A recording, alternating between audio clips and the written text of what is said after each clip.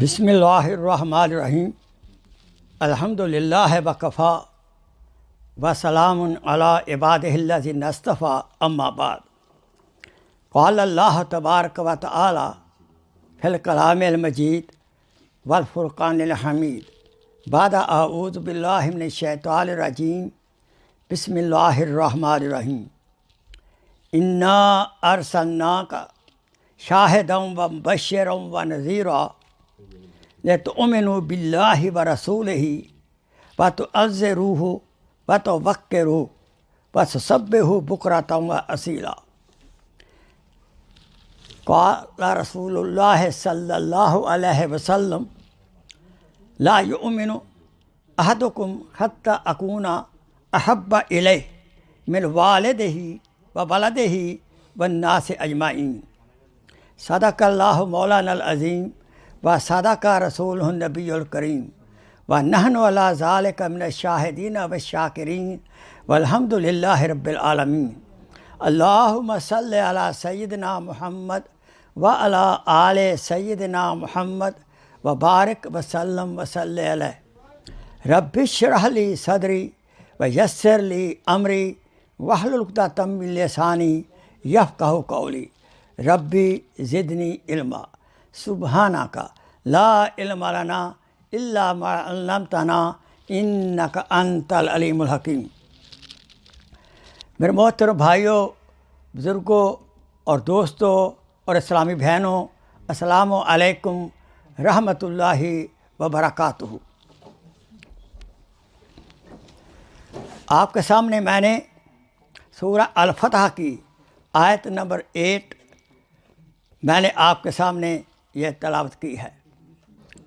سادہ مطلب اس آیت مبارکہ یہ ہے کہ بلا شبہ ہم نے آپ کی طرف یعنی انسانیت کی طرف ہم نے ایک رسول جو آپ پر گواہ ہے اور آپ کو خوشخبری دینے والا ہے اور آپ کو ڈرانے والا ہے بھیجا ہے۔ اس کی ذمہ داری کیا ہے؟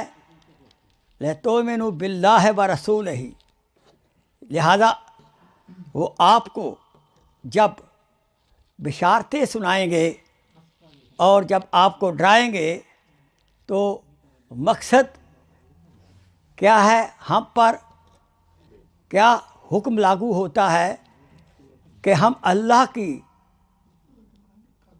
کی ذات پر ایمان لائیں۔ ان کا مقصد جو ہے دعوت کا کہ ہم اللہ کی ذات پر ایمان لائیں۔ ہماری ذمہ داری ہے کہ ہم اللہ کی ذات پر ایمان لائیں اور رسول اکرم صلی اللہ علیہ وسلم کی ذات پر ایمان لائیں۔ وتعزروہ، اور ہماری ذمہ داری ہے کہ ہم ان کی مدد کریں، ان کے مشن میں مدد کریں، ان کی سپورٹ کریں۔ وتوقروہ، اور ان کا عزت و احترام کریں۔ وتسبحوہ بکرۃ واصیلا، تو اللہ تعالیٰ کی ذات، اس کے شکرانے میں اللہ تعالیٰ کی ذات قدوس کا صبح اور شام اس کی تسبیح، اس کی پاکی بیان کریں۔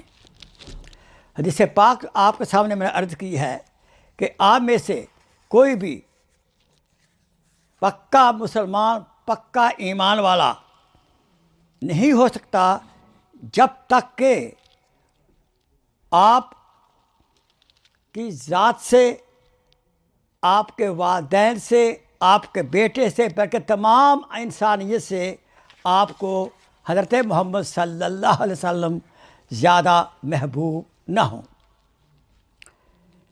آئیے سب سے پہلے اللہ تعالیٰ کی ذات قدوس کا دل کی گہرائیوں سے شکر ادا کریں، جس ذات قدوس نے ہمیں ایمان سے نوازا ہے اور اسلام سے نوازا ہے۔ دعا کریں کہ اللہ تعالیٰ ہمارا آخری سانس ایمان کے ساتھ لینے کی توفیق عطا فرمائے، آمین ثم آمین۔ حضور اکرم صلی اللہ علیہ وسلم کے ہمارے اوپر حقوق ہیں۔ ہم نے نبی پاک کی شان مبارک کے بارے میں ربیع الاول میں بہت کچھ سنا ہے۔ بھائی ہم ان کا ہم پر حق ہے. اسلام ہے نام حقوق کے ادا کرنے کا، اللہ تعالیٰ کے حقوق ادا کرنا، لا الہ الا اللہ، حضور اقدس صلی اللہ علیہ وسلم حقوق ادا کرنا، محمد رسول اللہ، اللہ کا حق ادا کرنا، نبی پاک کا حق ادا کرنا، اور والدین کا حق ادا کرنا، رشتہ داروں کا حق ادا کرنا، لہذا کیا باقی مسجد کا حق ادا کرنا، علماء کرام کا حق ادا کرنا، یہ اسلام ہے. حقوق العباد، حقوق اللہ کا ادا کرنا کمپلیٹ اسلام ہے. تو نبی پاک کا سب سے پہلا حق ہمارے اوپر کیا ہے کہ آپ کے بارے میں ہمارا عقیدہ صحیح ہو. آپ آخر الزمان نبی ہیں، آپ کے بعد کوئی بھی کسی شکل میں نبوت کا دعویٰ نہیں کر سکتا، اور جو کرے گا وہ جھوٹا دجال ہوگا. ہمیں کسی کے کہنے پہ چکر بازی میں نہیں آنا. حضور اقدس صلی اللہ علیہ وسلم آپ قرآن مجید کے حکم کے مطابق قل انا بشر مثلکم، کہ آپ بشر ہیں، آپ ذات کے لحاظ سے، انسانیت کے لحاظ سے آپ بشر ہیں، لیکن ایسے بشر نہیں ہیں جیسے ہماری مٹی اور قسم کی ہے. نبی انبیاء کی مٹی جو ہے حضور اقدس صلی اللہ علیہ وسلم مٹی مبارک جو ہے خاص جنت الفردوس سے ہے. آپ بشر تو ہیں لیکن ہماری طرح بالکل نہیں ہیں. یاد رکھیں، بشریت کے لحاظ سے آپ انسان ہیں، ذات کے لحاظ سے آپ انسان ہیں، بشر ہیں، لیکن صفات کے لحاظ سے نور علی نور ہیں. صفات کے لحاظ سے نور علی نور ہیں. دوسرا حق نبی پاک کا صلی اللہ علیہ وسلم ہمارے اوپر یہ ہے کہ نبی پاک کے ساتھ، جیسے میں نے حدیث پاک پڑھی ہے کہ نبی پاک کی ذات کے ساتھ ہمیں محبت ہو، عشق ہو، اپنی ذات سے بھی زیادہ، انسانوں سے بھی زیادہ، والدین سے بھی زیادہ، اپنے بیٹوں سے بھی زیادہ، بھی بچوں سے بھی زیادہ، اپنے پروفیشن سے بھی زیادہ نبی پاک ساتھ سے زیادہ محبت ہو ہمیں. صحابہ نے کر کے دکھایا. آپ محبوب خدا ہیں. حضرت ابراہیم علیہ السلام خلیل اللہ ہیں، موسیٰ علیہ السلام کلیم اللہ ہیں، اور عیسیٰ علیہ السلام روح اللہ ہیں، اور آپ حبیب اللہ ہیں. آپ حبیب اللہ ہیں صلی اللہ علیہ وسلم.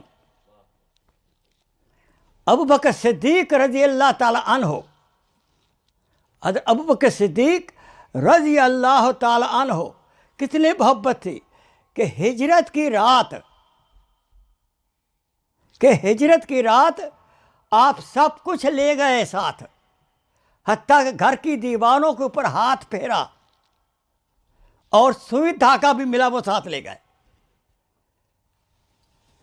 کیا قربانی حضرت علی کرم اللہ وجہہ کی. آپ ڈیتھ بیڈ پر سوئے ہیں، اس بستر پر سوئے ہیں جہاں خطرہ تھا کہ آپ قتل کر دیے جائیں گے، لیکن پرواہ نہیں کی نبی کی محبت کے اندر. عثمان غنی رضی اللہ تعالی عنہ، کتنی محبت تھی حضور اقدس صلی اللہ علیہ وسلم کی ذات سے. عرض کیا یا رسول اللہ آپ میرے گھر آئیں اور دعوت کھائیں. آپ نے دعوت قبول کی. دعوت کرنا بھی سنت ہے، قبول کرنا بھی سنت ہے. عثمان غنی رضی اللہ عنہ پیچھے پیچھے چل رہے ہیں، آپ کا قدم مبارک گن رہے ہیں. جو ہی آقا میرے صلی اللہ علیہ وسلم گھر پہنچے تو انہوں نے تقریباً 1000 قدم گنا، تو جاتے ہی 1000 غلاموں کو حضور کے آنے کی خوشی میں آزاد کر دیا. اللہ اکبر. اور عثمان غنی رضی اللہ تعالیٰ عنہ صلح حدیبیہ میں جب کہ عمرہ کے لیے حضور کو روک دیا گیا تھا، آپ وہاں صلح کے لیے گئے مکہ معظمہ میں، اور انہوں نے مشرکین نے کہا بھائی ہم نے عمرہ سے روکا ہے اگلے سال آنا، لیکن آپ آئے ہوئے ہیں عمرہ کر لو۔ لیکن عثمان غنی رضی اللہ تعالیٰ کی محبت کا کیا تقاضا تھا کہ میرے حبیب نے عمرہ نہیں کیا، میں عمرہ کیوں کروں؟ انکار کر دیا۔ آپ صلی اللہ علیہ وسلم کو حیوانات سے ہی محبت تھی، حتیٰ جس ستون کے اوپر آپ خطبہ دیا کرتے تھے، جب حضرت تمیم داری رضی اللہ عنہ نے وہ ممبر تیار کیا تو آپ ممبر پہ تشریف لے گئے، تو وہ جو ستون تھا کھجور کا، وہاں سے رونے کی آواز آ رہی تھی۔ ارے تو روتا کیوں ہے بھائی؟ جمادات ہے، لکڑی ہے، لکڑی رو رہی ہے کہ میرا محبوب مجھے چھوڑ کر چلا گیا ہے۔ آپ ممبر سے نیچے اترے اور گلے لگایا، بے فکر ہو، رونا بند کر، تو جنت میں میرے پاس ہوگا۔ یہ ہے محبت۔ آپ سے وہ حیوانات سے محبت تھی۔ آخری حج میں آپ نے 100 اونٹ کو ذبح کیا، 70 اپنے ہاتھوں سے، 30 حضرت علی کرم اللہ وجہہ کے ہاتھوں سے۔ ہمیں اگر ذبح کرنا ہو بکری کو قربانی کے وقت عید الاضحیٰ میں، ایک بکری کو، گائے کو، ایک بکرے کو 2 آدمی چاہیے، اور گائے کو یہ 5 7 8 آدمی چاہیے پکڑنے کے لیے، کیا خیال ہے؟ لیکن 70 اونٹوں کو پکڑے گا کون؟ لیکن اونٹ پہچان رہے تھے کہ نبی ہے۔ ہر اونٹ چاہتا تھا کہ نبی پاک صلی اللہ علیہ وسلم کی ذات اقدس کے دستے مبارک سے میں ذبح ہوں، قربان ہوں۔ ہر اونٹ آگے بڑھتا تھا، گردن اپنی آگے کرتا تھا۔ اللہ اکبر! اونٹ پہچان رہا ہے نبی کو، درخت پہچان ہے نبی کو، پتھر پہچانتے ہیں۔ صدیق اکبر رضی اللہ تعالیٰ عنہ کے گھر کے باہر ایک پتھر تھا، جب آقا میرے گزرتے وہ کہتا صلاۃ و سلام علیکہ یا رسول اللہ۔ نبی کو پہچان رہا پتھر، حیوانات پہچان رہے ہیں، جمادات پہچان رہے ہیں۔ کاش کہ ہم بھی نبی کو پہچاننے والے بن جائیں۔ اور نبی کی پہچان کیا ہے؟ نبی کی اطاعت کرنا۔ جتنی اطاعت ہوگی اتنی پہچان ہے، اتنی نبی سے محبت ہے۔ نبی کی محبت کا یہی تقاضا ہے۔ عجب چیز ہے عشق شاہ مدینہ، عجب چیز ہے عشق شاہ مدینہ، یہی تو ہے عشق حقیقی کا زینہ، ہے معمور اس عشق سے جس کا سینہ، اسی کا ہے جینا اسی کا ہے مرنا۔ We are worth living if we love Rasulullah صلی اللہ علیہ وسلم، اور we are not worth living۔ ادب کا کیا مقام تھا؟ حضور کا ادب کا کیا مقام تھا؟ امام مالک رحمۃ اللہ علیہ رضی اللہ تعالیٰ عنہ، آپ نے مدینہ منورہ میں جوتا پہن کر نہیں چلتے تھے، اور چلتے تھے تو مدینہ شریف کی گلیوں کی سائڈز میں چلتے تھے، درمیان میں نہیں چلتے تھے۔ گھوڑے پر سوار بالکل مدینہ منورہ میں نہیں ہوتے تھے۔ کیوں؟ ایسا نہ ہو حضور کے نقش قدم کے اوپر میرا پاؤں آ جائے، میرے گھوڑے کا سم آ جائے۔ حالانکہ یہ قرآن کا حکم نہیں ہے، حدیث کا، نبی کا حکم نہیں ہے، لیکن یہ محبت ہے، یہ عزت ہے۔ حضور کے قدم مبارک کے نشانوں کی یہ عزت ہے۔ اللہ اکبر! امام بخاری رحمہ اللہ حدیث پاک لکھنے سے پہلے آپ غسل فرمایا کرتے تھے۔ اللہ اکبر! حضرت حسین احمد مدنی رحمۃ اللہ علیہ نے، جنہوں نے 18 سال درس حدیث دیا ہے مسجد نبوی میں، بعض دفعہ آپ اندر جا کر واجہ شریف کے اندر آپ اپنی داڑھی مبارک سے جھاڑو پھیرتے تھے. عجیب ہے. حضرت رشید احمد گنگوہی رحمۃ اللہ علیہ ہندوستان میں مدرسہ پڑھاتے تھے. کوئی حج کر کے آیا تو انہوں نے آ کر آپ کو ایک ہدیہ تحفہ دیا کہ حضرت یہ مدینہ منورہ سے یہ میں آپ کے لیے رومال لایا ہوں. آپ نے رومال کو لیا, بوسہ دیا اور چوما. وہاں کوئی خشکا بیٹھا ہوا تھا, سمجھے, خشکا جو عقل کو لڑانے والا. گزر جا عقل سے آگے یہ نور, چراغ راہ ہے منزل نہیں ہے. اس نے کہا سر کیا کر رہے ہیں, یہ تو چائنا کا بنا ہوا ہے. آپ نے فرمایا ارے گستاخ, یہ رومال چائنا کا بنا ہوا ہے لیکن ہوا تو مدینہ منورہ کی لگی ہے نا اس کو. یہ بات ہے, ہوا تو مدینہ منورہ کی لگی ہے اس کو. یہ ہمارے اکابرین کی محبت تھی. یا ایھا الذین آمنوا اطیعوا اللہ واطیعوا الرسول. اے منو اللہ تعالیٰ کی اطاعت کرو, نبی کی اطاعت کرو. حضور کی اطاعت فرض عین ہے. اطاعت کا عالم سے دیکھیے, عبداللہ ابن عمر رضی اللہ تعالیٰ عنہ ایک دفعہ سفر میں جا رہے ہیں اور ایک راستے میں ساتھی بھی تھے. انہوں نے اپنا سر جھکا کر اور ماتھا ان کا لگ گیا پالان کے اوپر, اونٹ پر تھے, گزر گئے. ساتھی نے پوچھا, صاحب نے پوچھا حضرت کیا کر رہے ہیں آپ, سر کیوں جھکایا اتنا لمبا؟ کہا پتہ کیوں, یہ دیکھو یہ درخت ہے, اس کی شاخیں نہیں ہیں یہاں. تو ایک دفعہ حضور کے ساتھ تھا میں صلی اللہ, تو حضور یہاں ایک درخت تھا, شاخیں تھیں اور شاخیں اوپر تھیں راستے کے. تو آپ نے اپنی شاخوں کے سر کو, آنکھوں کو بچانے کے لیے اپنا سر جھکا کر گزر گئے. تو میں نے حضور کی اطاعت میں آج سر جھکایا ہے حالانکہ شاخیں نہیں ہیں.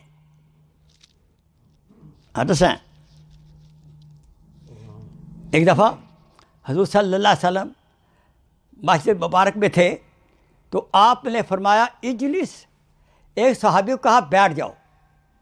ادھر گلی کے اندر حضرت عبداللہ ابن مسعود رضی اللہ تعالیٰ عنہ وہ تشریف لا رہے تھے. عبداللہ ابن مسعود رضی اللہ تعالیٰ عنہ تشریف لا رہے تھے. انہوں نے جب سنا حضور فرما رہے ہیں اجلس, بیٹھ جاؤ, وہ بھی بیٹھ گئے. بھائی وہ حکم تو تھا جو صحابی مسجد میں تھا, یو انڈرسٹینڈ, حکم ان کے لیے تھا نا. لیکن انہوں نے کہا شاید مجھے حکم ہے, گلی میں آ رہے ہیں, حالانکہ گلی میں حضور تھوڑا بٹھانا تھا اس کو. لیکن جو ہی حضور صلی اللہ علیہ وسلم کی آواز مبارک سنی وہیں بیٹھ گئے. یہ ہے اطاعت, اس کو کہتے ہیں, نہیں سمجھے, یہ ہے ادب رسول. کاش کہ اللہ تعالیٰ ہمیں حضور کا ادب, حضور کا احترام, حضور کی عزت, حضور کی اطاعت نصیب فرمائے.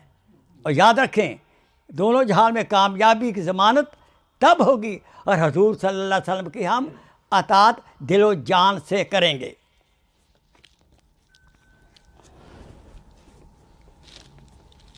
سنیے, آپ کی ذات قدوس پر درود شریف پڑھنا حضور کا صلی اللہ علیہ وسلم کا حق ہے. جب نبی کا نام سنیں پلیز آپ کہا کریں صلی اللہ. ہاں, یہ عربی خطبہ نہیں ہے, آپ آواز سے بھی کہہ سکتے ہیں. عربی خطبہ میں بولنا اجازت نہیں ہے. صلی اللہ وسلم. درود شریف کی سلوات کی عجیب شان ہے. قال اللہ تبارک و تعالی ان اللہ و ملائکتہ یصلون علی النبی یا ایھا الذین آمنوا صلوا علیہ وسلموا تسلیما.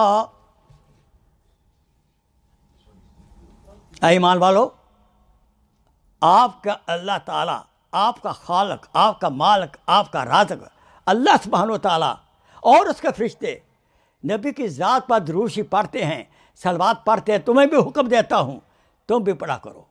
کیا بات ہے! درود پاک پڑھنا عبادت ہے، ذکر رسول عبادت ہے، ذکر رسول سننا بھی عبادت ہے۔ ارے یہ واحد عمل ہے، یہ واحد عمل ہے جس میں اللہ تعالیٰ نے فرشتوں کو اپنے ساتھ ملا کر کیا ہے اور ہمیں بھی ساتھ ملایا ہے۔ کیا بات ہے! اللہ تعالیٰ کی ذات کو درود کا صلوات پڑھنا کیا ہے؟ حضور اکرم صلی اللہ علیہ وسلم کی ذات پر رحمتیں نازل کرنا، تاکہ حضور کی رحمت للعالمین ہے، اس میں اضافہ سے اضافہ ہوتا چلا جائے۔ لا الہ الا اللہ۔ اور فرشتوں کو کیا حکم دیا؟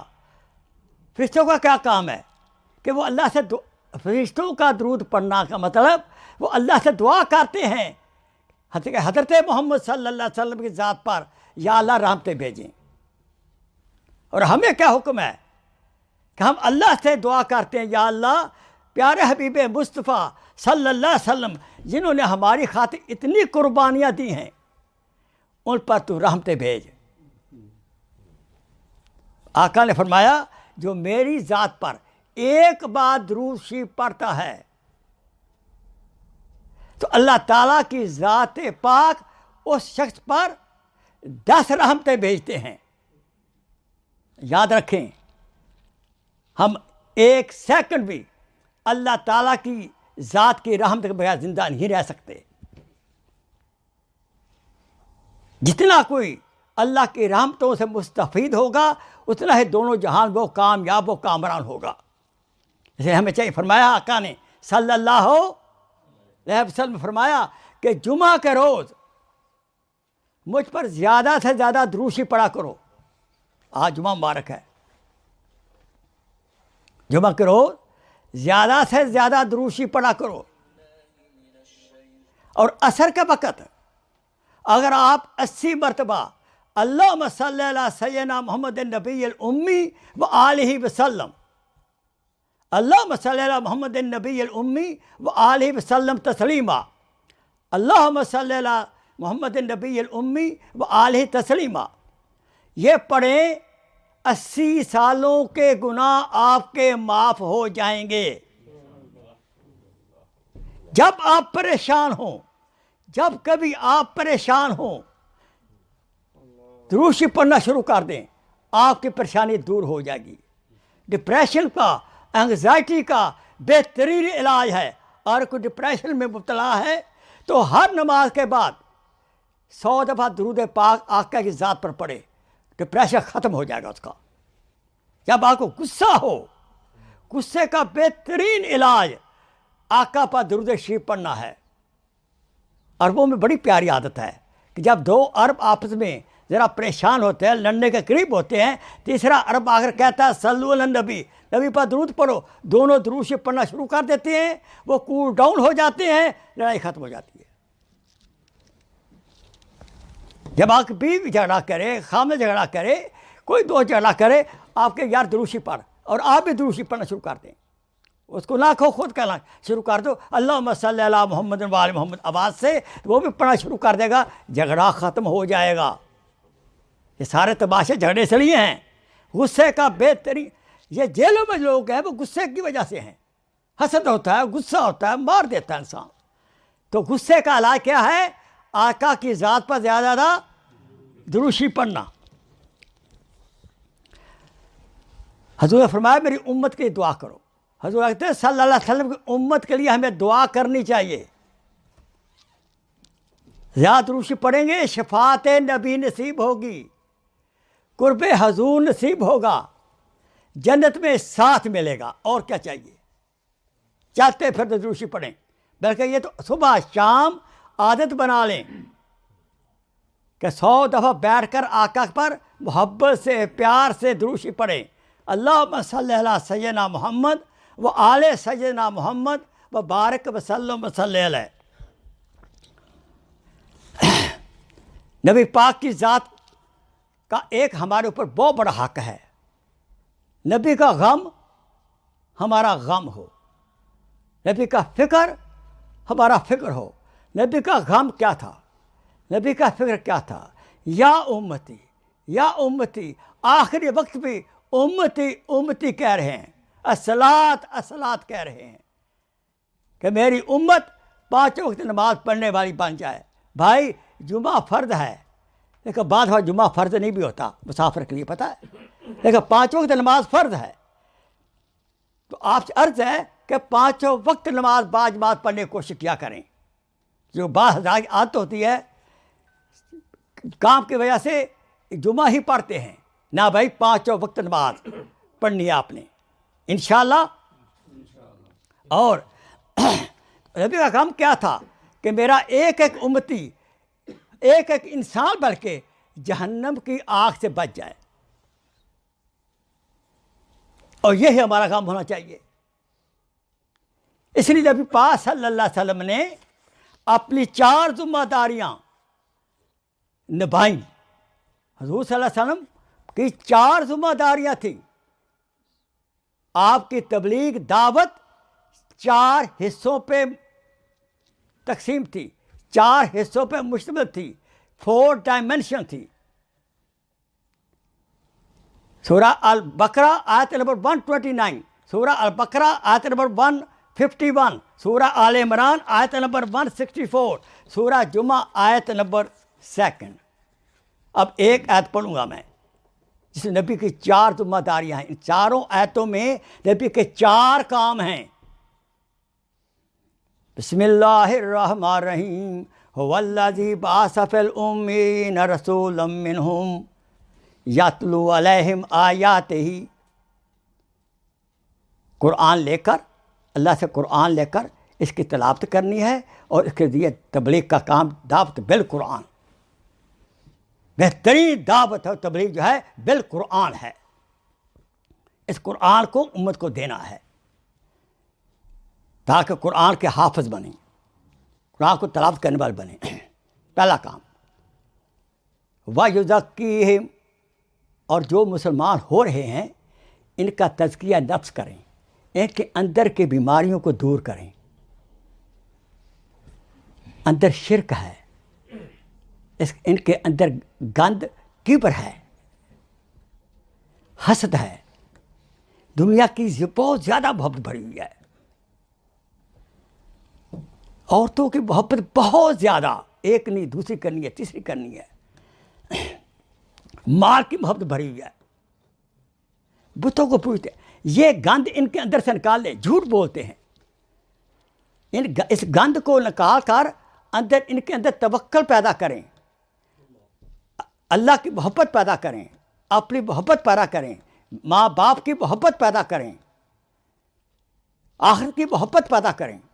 یہ نبی کا دوسرا کام تھا، تزکیہ نفس، جو کہ پہلا کام جو ہے قرآن والا وہ ہمارے مدارس کر رہے ہیں، قاری صاحب قرآن پڑھا رہے ہیں بچوں کو تلاوت، اور دوسرا کام ہمارے مشائخ حضرت جی ماشاءاللہ، اولیاء کرام، داتا گاج بخش لاہوری رحمۃ اللہ علیہ نے کیا، معین الدین چشتی رحمۃ اللہ علیہ نے کیا، مولانا روم رحمۃ اللہ علیہ نے کیا، مولانا جامی رحمۃ اللہ علیہ نے کیا۔ ان اولیاء کرام نے یہ کام کیا ہے۔ آج کا بھی اولیاء کرام موجود ہیں جو جن کی صحبت میں آپ کا گند صاف ہوتا ہے۔ صحبت صالح ترا صالح کند، صحبت طالح ترا طالح کند۔ تیسرا کام کیا؟ هو الذی بعث فی الأمین رسولا منہم یتلو علیہم آیاتہ ویزکیہم ویعلمہم الکتاب والحکمہ۔ تیسرا کام، اے نبی ہم آپ کو قرآن دیا ہے اور قرآن کے ساتھ معنی بھی دیے ہیں، اپنے صحابہ کو قرآن کے معنی بھی سکھاؤ، قرآن کے الفاظ کے ساتھ ساتھ یاد رکھیں قرآن کے معنی بھی آئے ہیں، کیونکہ عربی زبان کے ایک ایک لفظ کے کئی معنی ہیں، کون سا معنی یہاں فٹ ہوتا ہے وہ بھی نازل ہوا ہے۔ آج کا پی ایچ ڈی عربی لینگویج کے ساتھ اگر قرآن کا ترجمہ کرے گا وہ غلط کرے گا، کیوں؟ ایک لفظ کے کئی کئی معنی ہیں، کون سا معنی یہاں فٹ ہوتا ہے، اس لیے اللہ تعالیٰ نے عربی کے ساتھ ساتھ الفاظ کے ساتھ ساتھ قرآن کے معنی بھی بھیجے ہیں، وہ معنی سکھائے ان کو، حالانکہ وہ عرب تھے، عربی ان کو آتی تھی، معنی آتے تھے، لیکن آقا صلی اللہ علیہ وسلم نے قرآن کے معنی بھی سکھائے ہیں ان کو۔ یعلمہم الکتاب، کتاب کی تفسیر سکھاؤ ان کو۔ تو تیسرا کام نبی کا کیا تھا؟ قرآن کی تفسیر سکھانا۔ نبی کا 3 کام ہو گئے۔ چوتھا کام والحکمہ، دانش مندی کی باتیں کریں ان کے ساتھ، ان کو اپنا حسن اخلاق پیش کریں، اپنا اسوہ حسنہ پیش کریں ان کے سامنے، جو کہ حدیث پاک ہے، آپ کا قول ہے، آپ کا فعل ہے۔ ان چاروں کے ذریعے تبلیغ کرنی ہے۔ یہ چاروں تبلیغ کے حصے ہیں۔ بعض لوگ کہتے ہیں بس یہی کام ہے، ایک کام ہی کام ہے۔ نہیں بھائی، نبی کے 4 کام ہیں، لہذا ہم نے بھی چاروں کام سیکھنے ہیں، وہی چاروں کام ہم نے کرنے ہیں۔ پہلا کام ہم نے کیا، یہ نبی کا حق ہے۔ پہلا کام کیا ہے کہ قرآن مجید کو صحیح تجوید کے ساتھ کری کاری صاف پڑھنا اور ہر روز قرآن مجید کی تلاوت کرنا۔ سمجھائی بات کی بھائی؟ دوسرا کام کیا ہے؟ قرآن کی معنی پڑھنا، تفسیر پڑھنا، تفسیر سننا۔ اور یہاں تفسیر حضرت کرتے ہیں، آیا کرو یا سنا کرو، وہ پڑھنا ضروری ہے۔ اجی میں مدینہ منورہ گیا تھا، ماشاءاللہ مسجد نبوی میں 5 قرآن پڑھے، بہت اچھا کیا، بہت ثواب کا کام ہے، لیکن ایک رکوع کا معنی بھی پڑھا کہ اس میں حکم کیا ہے اللہ تعالیٰ کا، وہ تو نہیں پڑھا۔ بھائی تلاوت کے ساتھ ساتھ اگر وقت آپ ایک پارے کا ہے تو ایک رکوع پڑھ لو، آدھا رکوع پڑھ، 2 رکوع پڑھ لو، 3 پڑھ لو، آدھا 4، لیکن صاحب معنی ضرور پڑھو اور تفسیر ضرور پڑھو۔ معارف القرآن بہترین تفسیر ہے، شبیر عثمانی صاحب کی تفسیر عثمانی بہترین تفسیر ہے۔ حضرت سے پوچھا کون سی تفسیر پڑھوں میں، اپنی مرضی سے نہیں پڑھنی، کیونکہ گوگل میں بہت تفاسیر ہیں جو غلط بھی ہیں، یو انڈرسٹینڈ، تب پتہ چلے گا قرآن کا کیا حق ہے۔ قرآن کے 7 حق ہیں، میں نے بیان بھی کیا تھا، کبھی بتائیں گے انشاءاللہ تعالیٰ۔ قرآن کے 7 حق ہیں، تلاوت ایک حق ہے۔ قرآن اللہ کا کلام ہے، یہ حق ہے قرآن کا۔ قرآن کی عزت کرنا حق ہے، زمین پہ نہیں رکھ سکتے آپ۔ ادب کرنا قرآن کا حق ہے۔ قرآن کو تجوید سے پڑھنا اس کا حق ہے۔ قرآن کے معنی پڑھنا حق ہے قرآن کا، تفسیر پڑھنا حق ہے، اس پر عمل کرنا حق ہے، پھر قرآن کے ذریعے تبلیغ کرنا قرآن کا حق ہے۔ سمجھے؟ ہمیں ایک حق کرتے ادا کرتے، صرف چھوڑ کر قرآن کو مسلم حق سے بیگانہ ہوا، دین کو رسوا کیا اور آپ بھی رسوا ہوا۔ قرآن کا حق ادا کریں آپ۔ اور آخری حق نبی پاک کا، حقوق تو بہت ہیں، وقت تھوڑا ہے۔ آخری حق کیا ہے؟ نبی پاک کی روزہ کی زیارت کی جائے۔ فرمایا جو حج کرتا ہے میرے پاس نہیں آتا، اس نے جفا کی۔ ارے ٹکٹ لیا بنگلہ دیش کا، پاکستان کا، اوپر سے اڑ گئے، ارے $400 اور لگا لو نبی کی محبت میں، نہیں سمجھے؟ عمرہ کر لو، 3 دن وہاں رہو، 3 دن وہاں رہو، جو نبی کی صحبت میں ملے گا کسی اور کی صحبت میں ملے گا۔ ایمان بڑھانا ہے، نبی کی صحبت میں جاؤ، جا کر دیکھو ایمان کیسے بڑھتا ہے آپ کا۔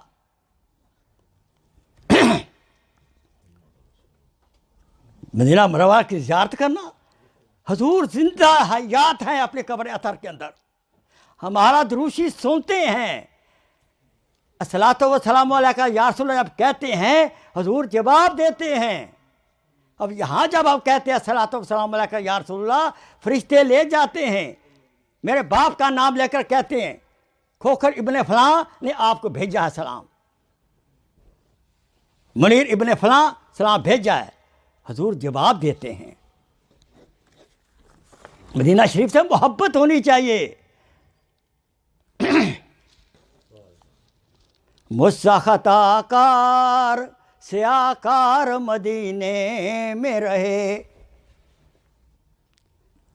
مجھ خطا کار سیاہ کار مدینے میں رہے، بن کے سرکار کا غلام مدینے میں رہے، بن کے سرکار کا مہمان مدینے میں رہے، یاد آتی ہے مجھے اہل مدینہ کی یہ بات، یاد آتی ہے مجھے اہل مدینہ کی یہ بات، اور زندہ رہنا ہو تو انسان مدینے میں رہے، صلی اللہ علیہ وسلم۔ آئیے اللہ سے دعا ہے کہ اللہ تعالیٰ ہمیں اپنی محبت، اپنے نبی کی محبت، اپنے نبی کی اطاعت، اپنے نبی کی عزت، اپنے نبی کی دعوت کا کام اللہ پاک ہمیں کرنے کی توفیق عطا فرمائے۔ اور آج تک جو نبی پاک صلی اللہ علیہ وسلم حقوق ادا جو ہم نے نہیں کیے، آج پتہ چلا، اس سے ہم اللہ تعالیٰ سے معافی مانگیں، یا اللہ غلطی ہو چکی، آئیے میرے ساتھ استغفار کریں۔ استغفر اللہ ربی من کل ذنب واتوب الیہ۔ یا اللہ ہم نے آج سنا، ہم قرآن کا حق ادا نہیں کر سکے، آپ کی ذات کا حق نہیں ادا کر سکے، ابو امی کا حق ادا نہیں کر سکے، یا اللہ ہمیں اس گناہوں کو معاف فرما، اور آئندہ کے لیے آپ اپنے حقوق، نبی پاک کے حقوق، قرآن مجید کے حقوق، مسلمانوں کے حقوق، بھی بچوں کے حقوق، سب کے حقوق جو ہمارے ذمے ہیں ان کو ادا کرنے کی توفیق عطا فرمائے۔ وہ آخر دعوانا ان الحمدللہ رب العالمین۔ آئیے اعلان سنیے آپ، یہ بیان میرا میری یوٹیوب ہے شیخ فقیر کھوکھر، SHEIKH، شیخ فقیر کھوکھر، یا مولانا فقیر کھوکھر، مولانا فقیر کھوکھر، اس پر آپ یہ بھی سن سکتے ہیں، اور بھی جو کلپ ہیں میرے بیانات جو میں کشمیر سینٹر میں کرتا ہوں کہ ابھی میں پچھلا ہفتہ میں میرے 12 بیان میرے لیکچر ہیوسٹن میں تھے، اور وہ سارے وہ بھی لوڈ ہو رہے ہیں یوٹیوب کے اندر۔ کسی قسم کے سوال ہو، میرا نمبر ہے 6462367202، مجھے آپ کال فرمائیں، میں حضرت کا شاگرد ہوں۔ دعا کریں اللہ تعالی ہم سب کا خاتمہ بالایمان کرے، اور اللہ تعالیٰ اپنی رضا نصیب کرے، اور ہم کو جنت فردوس عطا فرمائے۔ ہمارے اکابرین دنیا سے رخصت ہو چکے ہیں، ان کو اللہ تعالیٰ جنت فردوس عطا فرمائے، اور آخری دم پہ کلمہ طیبہ نصیب کرے۔ جزاک اللہ خیر، شکر کیا، السلام علیکم ورحمۃ اللہ وبرکاتہ۔